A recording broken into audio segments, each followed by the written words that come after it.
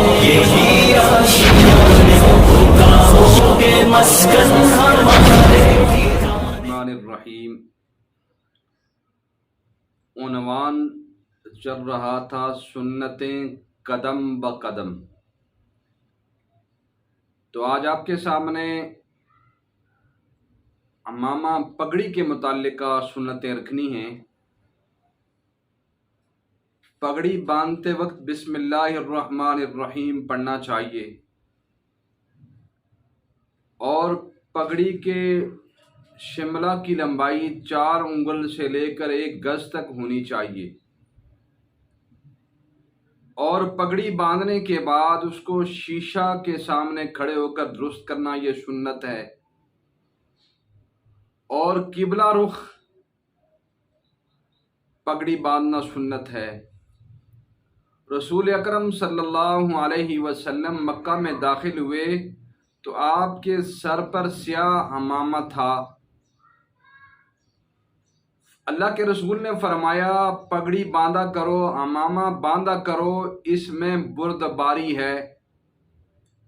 حضرت ابو موسیٰ اشعری رضی اللہ تعالی عنہ راوی ہیں، فرماتے ہیں رسول اللہ صلی اللہ علیہ وسلم نے فرمایا جبریل امین جب آسمانوں سے نازل ہوئے تو آپ کے سر پر سیاہ عمامہ تھا۔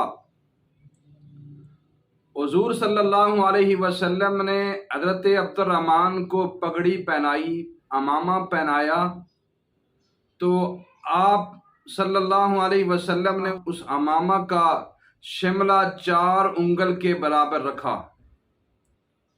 اس سے یہ بات بھی ثابت ہوئی کہ دوسروں کو بندہ پگڑی بندھوا سکتا ہے، جس کو باندھنا نہیں آتی اس کو پگڑی بندھوا سکتا ہے۔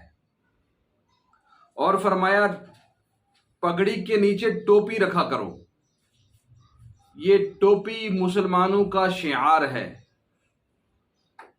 اور شملہ پگڑی کا جو ہوتا ہے یہ دائیں بھی رکھ سکتے ہیں، بائیں بھی رکھ سکتے ہیں، اور پیچھے بھی۔ رسول اللہ صلی اللہ علیہ وسلم کے پاس سیاہ عمامہ تھا، آپ عیدین کے موقع پر اسے پہنتے تھے، اور اس کا شملہ پشت پر ہوتا تھا۔ اور ایسے ہی اللہ کے رسول صلی اللہ علیہ وسلم نے اکثر جنگ کے موقع پر کالی پگڑی پہنی ہے، عام حالات میں سفید پگڑی پہنتے تھے، ہری پگڑی بھی ثابت ہے۔ اور آپ صلی اللہ علیہ وسلم سفر میں سفید، حضر میں عام طور پر سیاہ پگڑی باندھتے تھے۔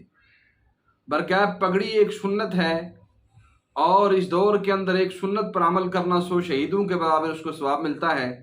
تو ہمیں پگڑی کا اہتمام کرنا چاہیے، اور کچھ نہیں تو جمعے کے دن پگڑی باندھ کر مسجد کی طرف آنا چاہیے۔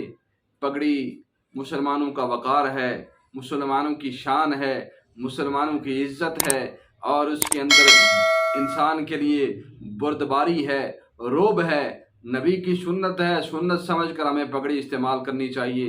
اللہ تعالی ہمیں اس سنت پر عمل کرنے کی توفیق عطا فرمائے۔